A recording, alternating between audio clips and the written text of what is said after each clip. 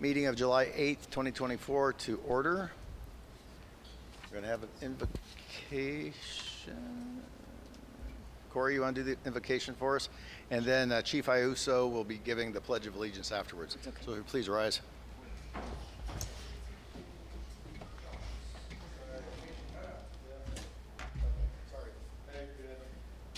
Let's pray. Dear Heavenly Father, Lord, thank you for this day. Thank you for letting us be alive another day, even though it's hot. It's a beautiful day. Just thank you for a city that wants to push forward, Lord, and seems to be going in the right direction. Just thank you for the people of the city being willing to come here and share their concerns and suggestions. Just thank you for those that protect and serve us, and those that work in the administration and public works and recreation stuff, and just please help the city council, just lead, guide, and direct them, and give them wisdom as they make decisions tonight. And just please give us the spirit of compassion and working together as we finish out this meeting. In Jesus' name, amen. Pledge of allegiance to the flag of the United States of America and to the republic for which it stands, one nation, under God, indivisible, with liberty and justice for all.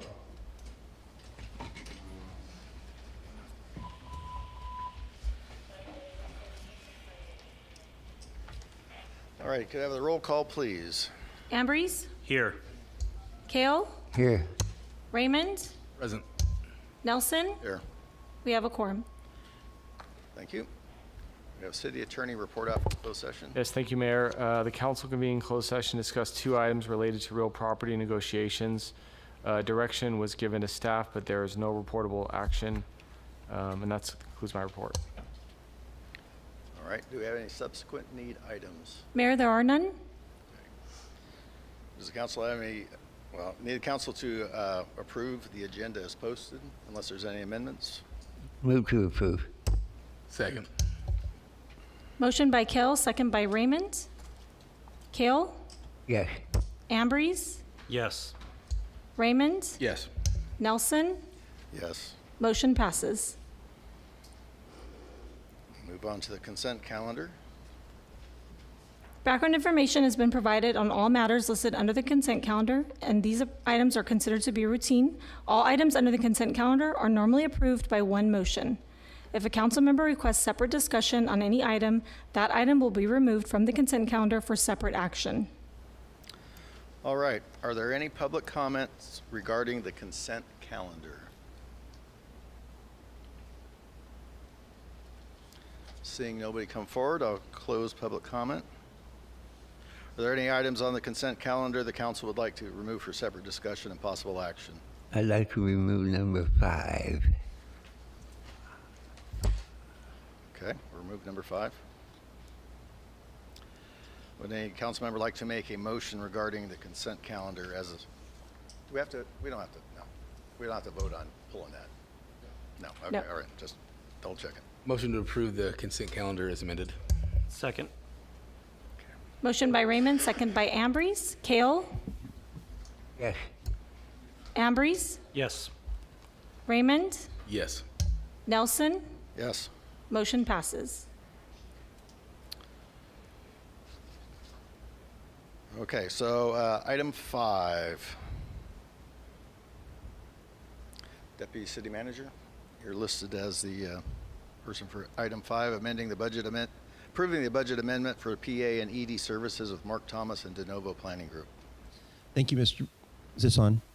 Thank you, Mr. Mayor and members of the council for your consideration of this item this evening. What we're doing here is in alignment with the council's direction on moving forward with the Bellevue Corridor project, is doing some technical cleanup on a budget amendment to make sure that we have set the sufficient funds to move forward with the PA-PE phase of the project. And what that means is because of previous actions by the council in moving forward independently from our Regional Measure V programming, we were able to get the initial study and mitigated negative debt work prepared independently from a funding request. By doing so, we've moved the project substantially forward to the hopes that we would be coming back to council probably near August, the council regular scheduled council meeting in August, to request award of a contract for design services for the Bellevue project. I know that's much in advance of what we were originally thinking and the timelines that we had originally established for it.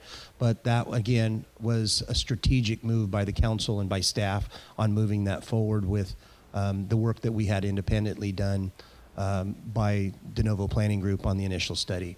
Other than that, if you had a specific question or not, John. Excuse me, Council Member Kale. I'm sorry. I wonder why we are increasing the budget, because I was assuming that we already agreed to it. Are they increasing their cost? And if they are, why? This work that's being contemplated by this action for De Novo and Mark Thomas is support services in advance of that. These amounts were already outlined by proposal and by the work that we had previously discussed with council. This particular action is for a budget amendment, so we can establish budget for it. Okay, all right. Okay, I just didn't want them to say, oh, we said we'd do it for this amount, and now we need this amount. Actually, the costs on this particular project are very closely monitored, so we stay within the authorities that have been given to us by the council, but also so that we have a good working relationship. You know, good fences make good neighbors, so to speak. Works the same way with contractors. Okay. So we just want to make sure that we keep this thing on task and on budget. Okay, all right. I'm good. Any other questions?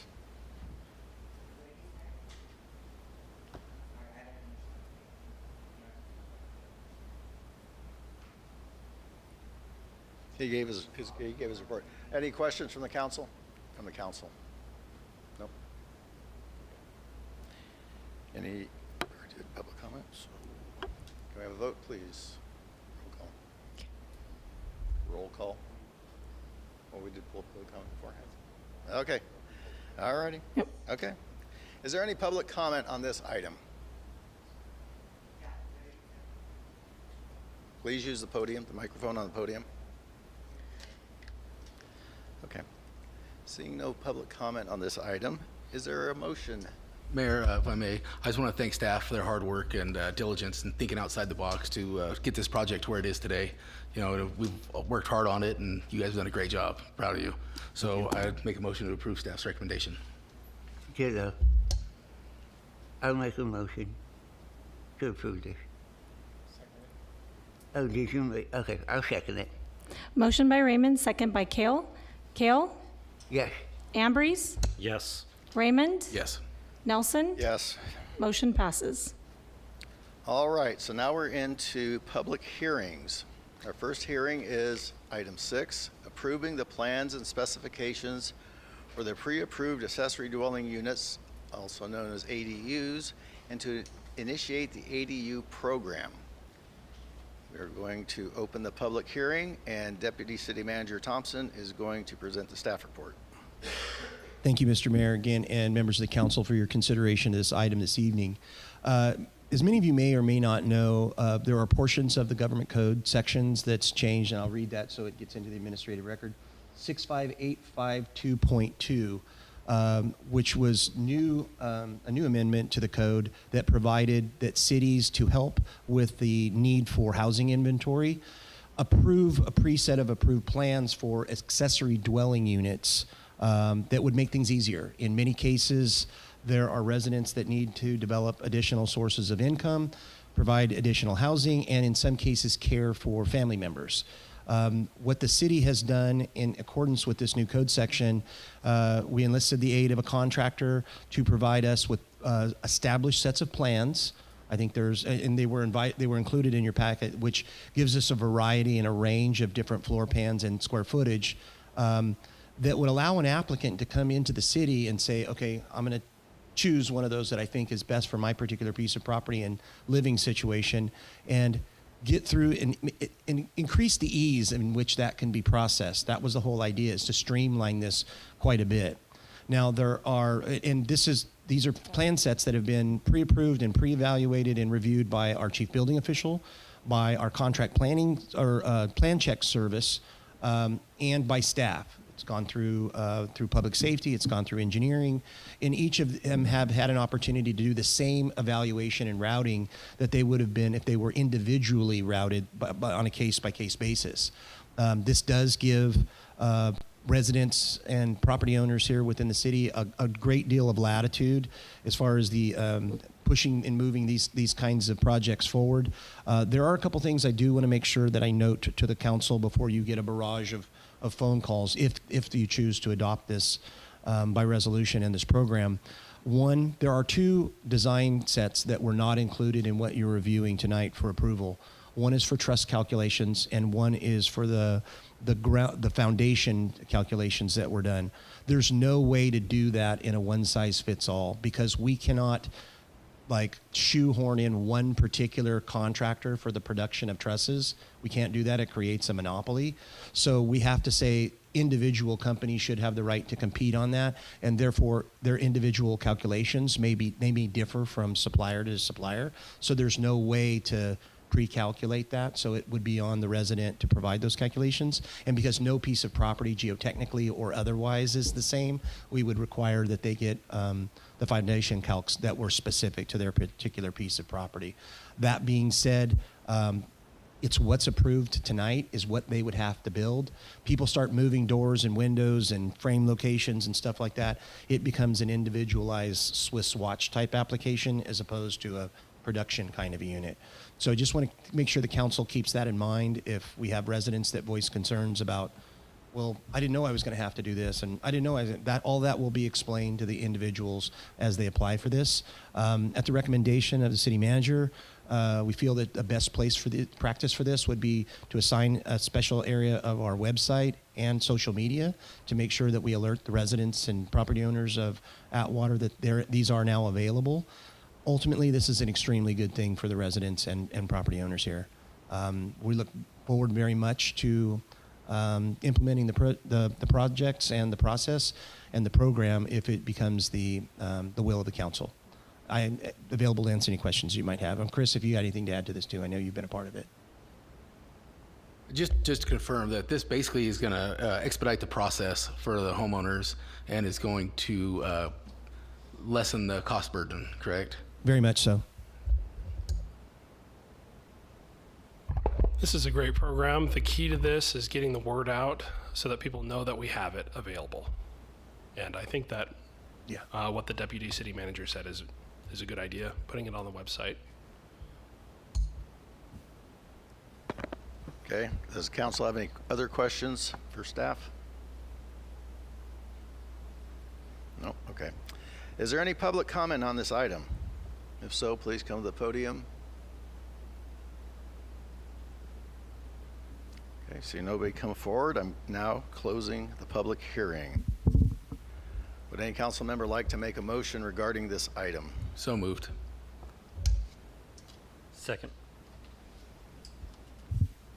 Motion by Raymond, second by Ambrose. Kale? Yes. Ambrose? Yes. Raymond? Yes. Nelson? Yes. Motion passes. Thank you. Okay, we're on to reports and presentations from staff. Item 7 is awarding construction services agreement with Lawrence Backhoe Service Incorporated of Atwater for water meter installation project. So we're going to open public hearing. Staff, please present your report. Justin. Thank you, Mayor and Council. So staff is seeking approval to enter construction agreement with Lawrence Backhoe Service for the installation of the water meter projects throughout the city. Staff received 5 bids, ranging from $1,387,300 to $1,998,190, with Lawrence Backhoe coming in with the lowest bid. All 5 bids came in under the engineer's estimate of $2 million. So the contractor will be performing the work at the addresses that primarily do not have concrete water meter boxes. So the contractor will go, it'll take about 30 to 45 minutes for them to do the water meter upgrade. They'll let the resident know, hey, your water's gonna be shut off for 30, 45 minutes. They'll try to work with them on a better time if the time when they're there doesn't work for them. And then they're gonna give them a city letter on city letterhead stating what their meter consumption is, what the price is, and it's gonna have Public Works contact information. So if the resident has any other questions, they can contact us and we can work through it with them. Staff is right now testing the water meter portal for the customers. That's going to show in live time how much water they're using. So like that day, they can say, oh, it's 56 gallons today. I need to kind of cut back on it. Once we get that up and going, we'll put that information in that letterhead. We'll put it on the city website. We'll throw it on social media, radio maybe. I know Merced does theirs on radio announcements too. So this project's anticipated to be completed by the end of December. And that's going to meet the AB 2572 regulation of having water meters installed before January 1st, 2025. In total, it's like 1,550 services that are going to be done on this project. So if council has any other questions, I'd be happy to answer. Council have any questions for Justin? Okay, seeing none. Are there any public comment on this item? Yeah, thank you. I noticed that Justin made the comment that there's going to be water that will be actually metered. He even mentioned some gallonage and that type of thing. 5 months ago, I had a water meter, so it says, installed at my residence. That meter is not a meter, it's a calculator. Every month, I pay $172.52, regardless if I use 1 gallon or whatever the top end is. There's nothing other than a calculation. If I, as I've said in front of you before, if I go away for a full month and I come home, I'm going to pay $172.52 no matter what. Now that's, guys, that's not metering. Metering is where you calculate how much you use, and that is what you pay for. I do it at my own office. I've got 6 trucks that I pump very expensive fuel at. And by God, I don't charge a flat rate. I go by the numbers of gallons that are on that meter, and it should be the exact same thing citywide here. I don't know what my limit is, you know, if I'm going to reach my limit or not, and then I got to pay more. That's the only way that this thing is doing any kind of metering. It comes after I've gone and exceeded whatever my allocation is for that particular calculator. So I think this is kind of disingenuous to go and say that the people are going to get something that I feel that we should have gotten, the same kind of thing. Calculate the dollars and cents off of what's on there, because what I'm getting right now, I could have stayed with no meter and paid basically about the same amount of money, and I'm not doing it. It's to me, it's almost sounds like a money-making deal and nothing more. So, thanks. Okay. Anybody else? Okay, seeing nobody else come forward, I'm going to close public comment. Would any council member like to make a motion regarding this item?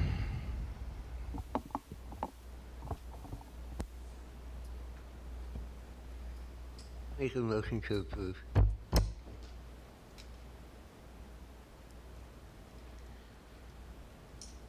Second. Motion by Kale, second by Ambrose. Kale? Yes. Ambrose? Yes. Raymond? I actually agree with Mr. Price on this, but if we don't install these by 2025, the state fines us daily. So unfortunately, yes. Nelson? Yes. Motion passes. All right. So now we're on to item 8, which is update from the Office of the City Manager. Hi, thank you, Mayor and Council. I'm very grateful to be here, and all the support from our team. Everything's looking very bright. I did want to give a moment to our Chief of Police and Fire for some brief updates on 4th of July. Thank you, Chris. Members of the public, Mr. Mayor, members of the council, Mike Salvador, your police chief. The 4th of July, of course, is the busiest day of the calendar for the police department.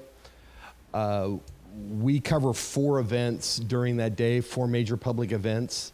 The run, the parade, the park, and then the traffic incidents around the castle fireworks display. And that is the only day that no one in the police department can ask for time off. Everybody works except for 3 people. My 2 records clerks and the administrative assistant for the department.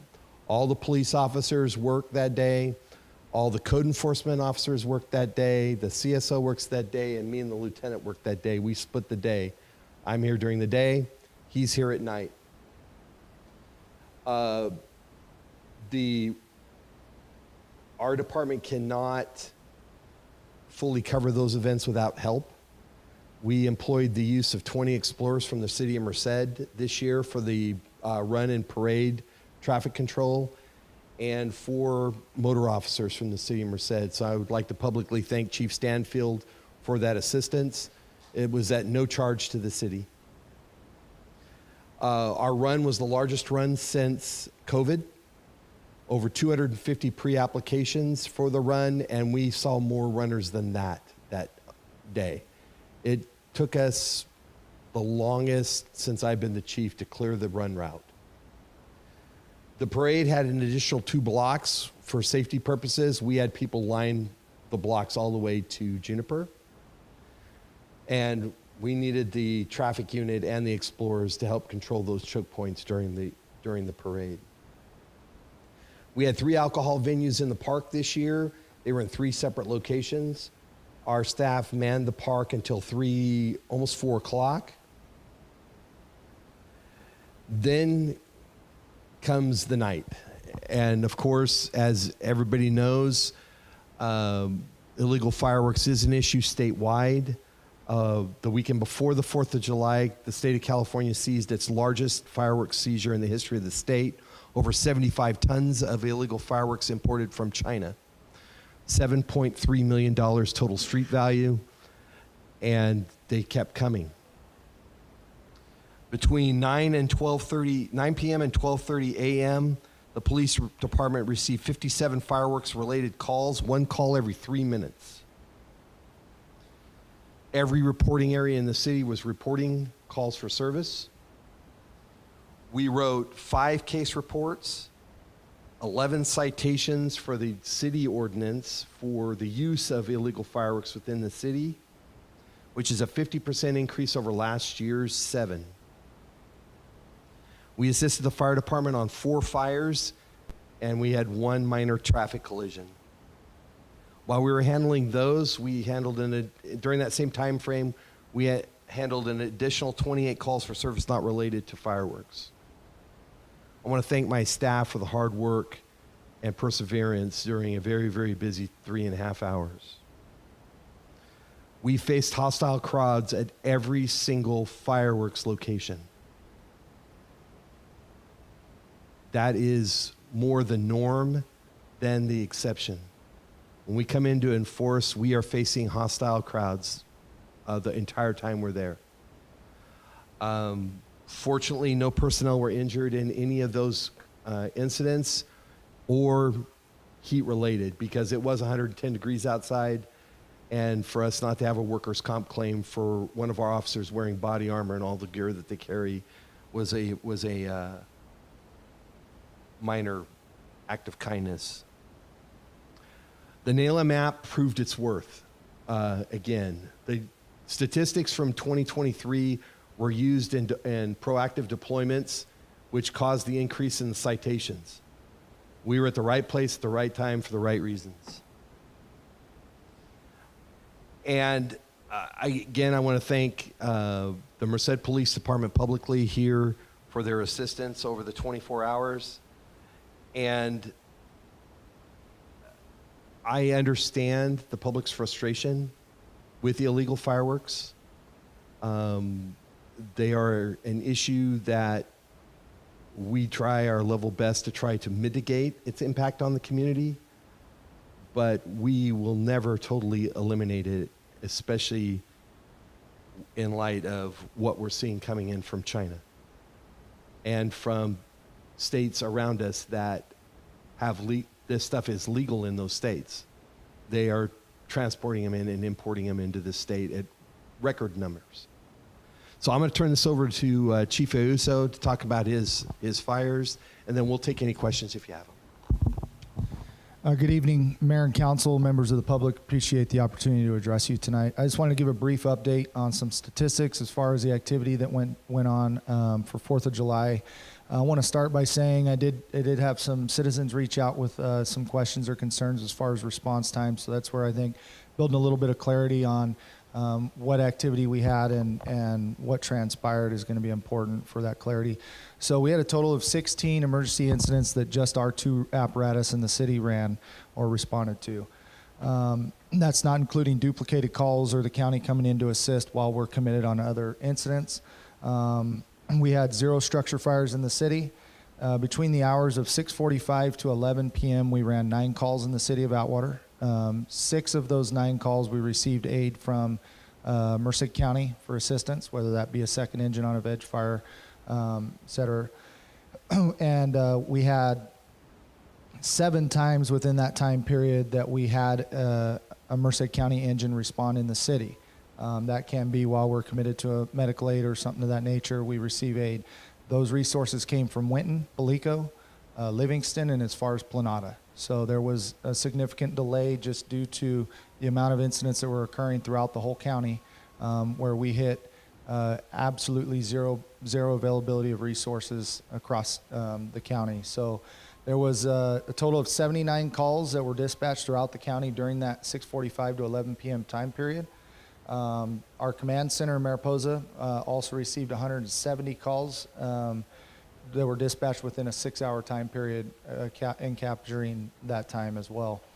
At one point, there was 38 pending calls in the queue that our command center was trying to get ahead of dispatching. What ended up happening, Chief Lopes was on. They ended up having to just respond themselves as they saw incidents come across because the command center was so inundated and the 911 system was so backed up. I didn't get any hard data as far as average response times because of the delays in the dispatching, and that's just something that comes with not being able to predict the future and just trying to adapt to what we have. I did talk to the dispatcher today that was dispatching for Merced County on 4th of July. Amazing dispatcher, and she said it was one of the craziest days they've had in a long time. So there was just nothing better we could do as far as trying to get those calls in the queue and get resources dispatched. The NAILM app, as Chief Salvador said, did work out well. From July 1st to July 5th, we had a total of 44 responses that Chief Lopes was forwarding to Chief Salvador so that he could work on the enforcement aspect. With that, if you have any questions, I'd be happy to answer. Council have any questions for either gentleman? Chief Salvador, can you explain again the number of sites that you wrote? Yeah, so the council in 2022 passed the new fireworks ordinance, and that ordinance allows us to cite property owners for the use of fireworks on their property. It's an administrative site, which means we don't have to get the district attorney's office involved. It's more of a code enforcement site or a nuisance site. It carries a $1,000 fine to go with it. Last year, we wrote 7 of those tickets, and 5 people came in and paid those fines within the 7 days of the event. We sent out 11 citations, and how we did it, because of the volume of calls, we would roll the call, grab the address, the officer would make contact with the property owner, confirm that the fireworks had left that property. Then we reported it to Daniel Garcia, who was, I got to give him a shout out. He worked yeoman's work. He came out in the morning and helped us out, and then went home for a couple hours, then came out and worked till midnight that night. So yeoman's work on his part. They would report the violation to Daniel. Daniel would go and write the ticket so we could release the officer to go to the next call. And with them coming every 3 minutes, we were spread out all over the city while trying to handle the traffic control closures at Buhack and Bellevue and get those people out. Okay, thank you. You're welcome. Hey, Chris, anything else? That's all. Thank you. Okay. We are now on to comments from the public. At this time, any person may comment on any item which is not on the agenda. You may state your name and address for the record, however, it is not required. Action will not be taken on an item that is not on the agenda. If it requires action, it will be referred to staff and replaced on a future agenda. Please limit comments to a maximum of 3 minutes. Under the Brown Act, members of the public must address the city council as the legislative body of the city, not to other members of the public or the staff. I'm going to open public comment now. Are there any speaker cards? There are no speaker cards, Mayor. Okay, so whoever would like to speak, please come to the podium. The 3 minutes that I have, Chief, I never addressed you in here about mental health. Because Excuse me. Yes. Please address your comments to me, Oh, not to the chief. well, if I'm speaking. Well, that's what I just read.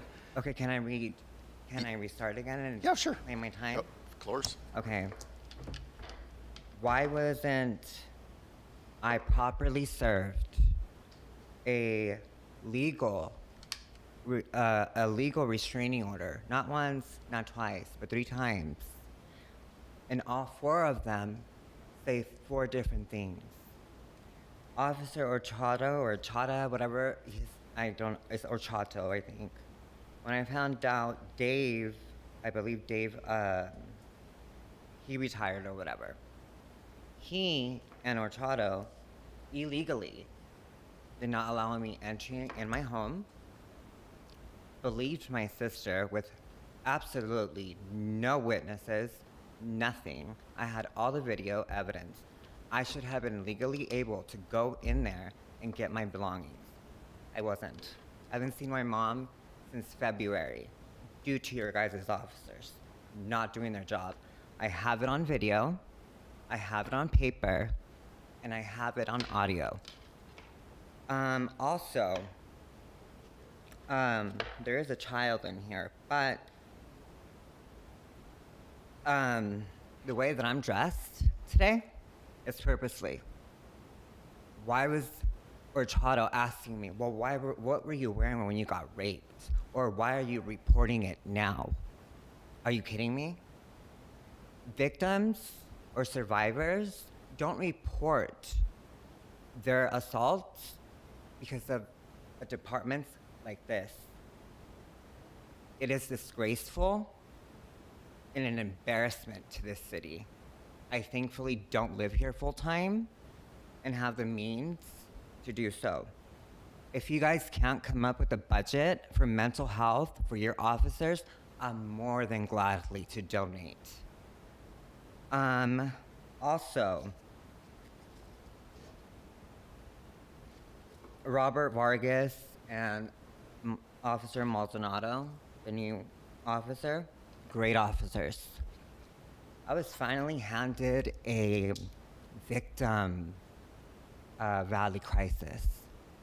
Sir, I was 8 months old when my abuse started. I reported it, I don't even know how many times. I called you guys in 1998. I was 10 years old. I remember that call. You know what your officer said? Quit playing with the phone.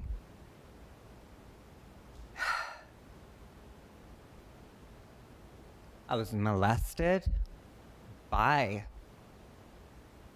my sister's husband, and yet no one has gone to go over there and do shit about it. Second of all, the anger that I have towards this department is sickening. Is that my time? That's your Last time. thing, I really hope that you guys get your shit together because this is an embarrassment for all of you to even stand here. And I heard about China about 2 or 3 times. Okay. It didn't all come from China, and Please that's wrap it kind up. of racist. Let's just wrap it up. Just, That's it. just leave it at that. Okay. China sounded very racist. All right. Does anybody else have any public comments?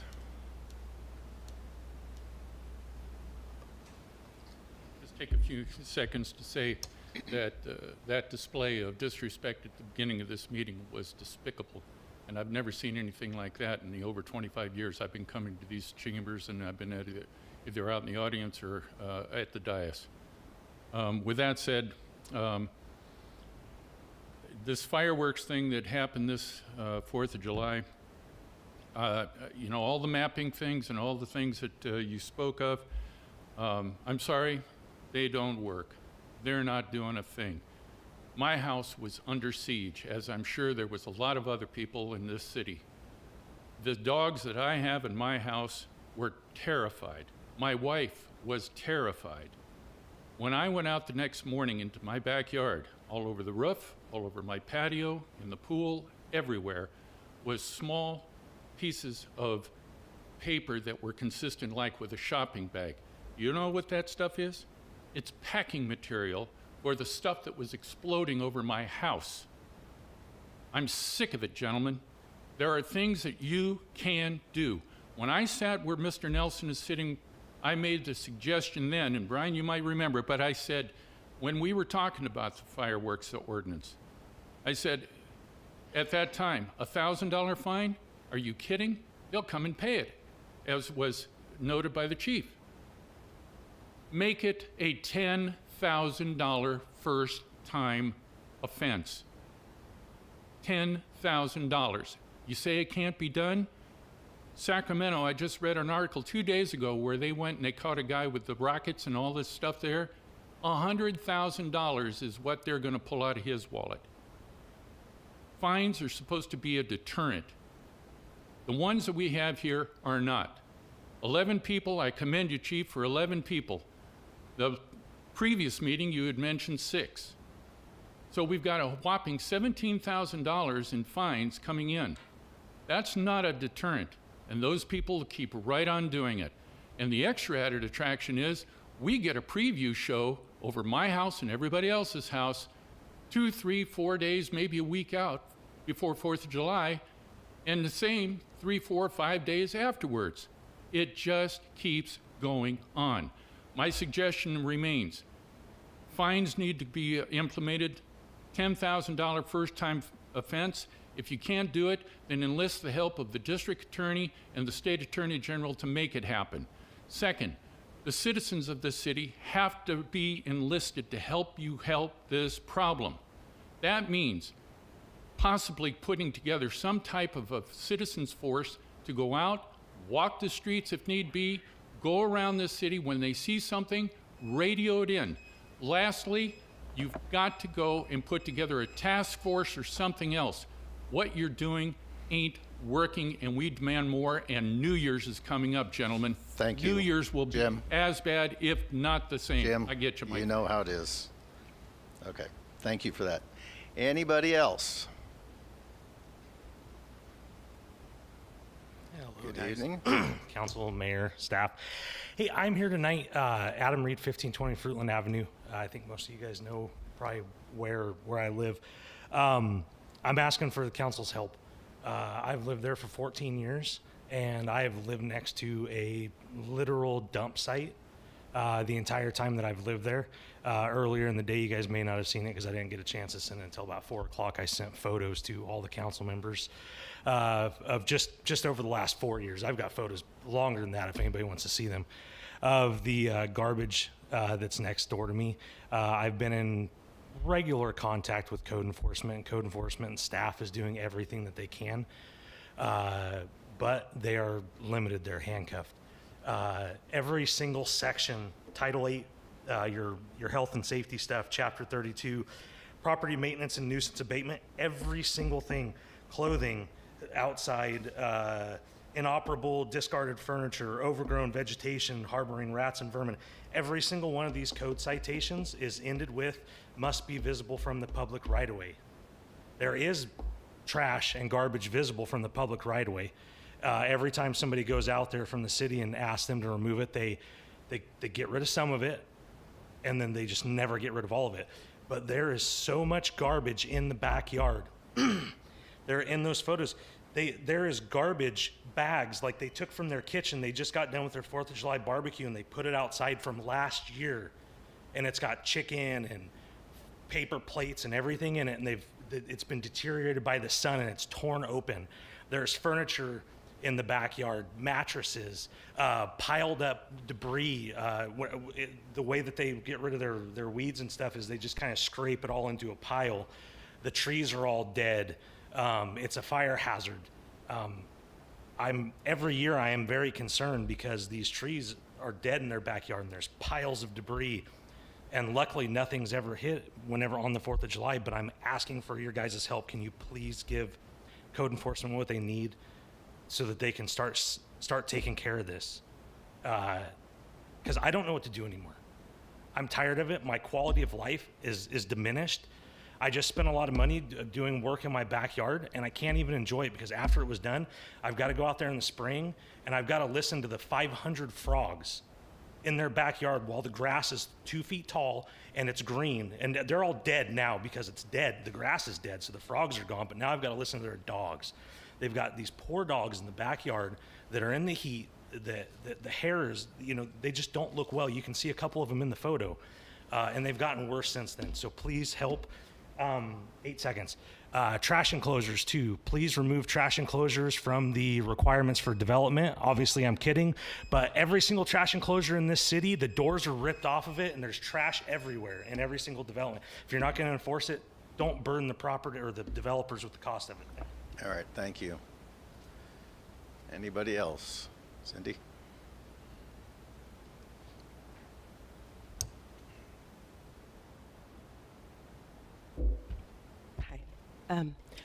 I just wanted to let you know I did attend the event that police chief was talking about, and I just want to thank you so much for all your hard work, the police and the firefighters and, CAL FIRE, and just appreciate, what they did for the amount of people they have and how much they covered. It went off really smooth. It was great, and it was a safe time, and just can't thank them enough and give them enough praises. So they did an awesome job. So keep up the good work. Thank you. Anybody else? Okay, seeing nobody else coming forward, I'm going to close public comment. We'll do city council member reports. We'll start on my left tonight. Mr. Raymond. I have nothing, Mayor. Mr. Ambrose. Nothing as well. Mr. Kale. I just wanted to echo what was just said. Chief, you guys did an awesome job. Bobby, you guys, I could sit there in my backyard knowing you're busy hearing the sirens go off all over the place. I too heard a war zone going off, and I agree with Mr. Price that we really need this stuff up so that this doesn't, I won't say we should stop it, but we definitely should try to curb it as best we can. You, as a famous comedian said, you can't fix stupid. And I, too, found all kinds of stuff all over my house. And as my grandkids were leaving the house, I looked down the road, and there's a fire. And it was a small fire, but I went down, knocked on their door, grabbed the hose, put it out. They didn't care. They acted like they didn't care. They said thank you and that they appreciated it, but they didn't care that they left their fireworks out there that was caught on fire. Could have been from another firework or whatever, so did that. I also want to thank the 4th of July committee. You guys did a great job the whole time with all the events that you had, and including the parade and the run and the park and the fireworks. I had 2 people who had never been here on the 4th of July, and they both said, we don't have this at where I live. This is awesome. To be able to celebrate the independence of the United States from England is an amazing thing, so thank you all for a job well done. Okay, echo your comments there. I do want to thank the 4th of July committee for cleaning up the park. I was down there Friday morning finishing up some other stuff, and that park was like spotless. It was unbelievable. So appreciate that. Fireworks, thank you very much for bringing that forward. We do need to do more on that. Code enforcement with the homes that Adam described. We have several places in town that are like that, and we need to do something about them. We need to work on that, Mr. City Manager. You have a new assignment. There you go. Okay. All right, so we are not going back to closed session. We're done with that. We're going to adjourn this meeting. We will not have a meeting in 2 weeks. We only have one meeting in July, and our next meeting will be on the second Monday of August.